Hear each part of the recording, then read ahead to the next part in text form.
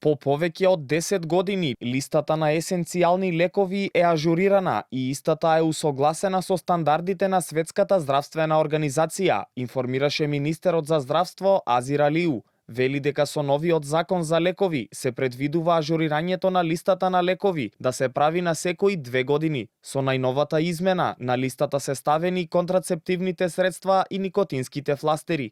За прв пат листата вклучува лекови за контрацепција, како и лекови за никотин, заменска терапија. За прв пат имаме и никотинска заместителна терапија. Тоа се трансдермалните фластери и никотинските гуми за чвакање. Понатаму имаме едно контрацептивно средство. Направена е реорганизација и на антиинфективните лекови.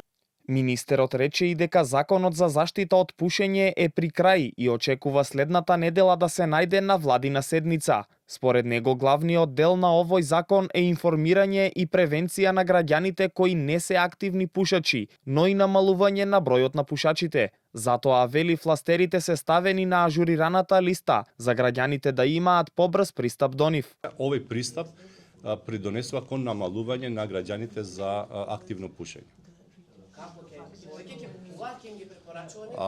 Тие се во јавната во листа, така да најверојатно ќе имат граѓаните побрз пристап до тие лекови или до тие, како ги викаме, трансдермалните фластери или така, да.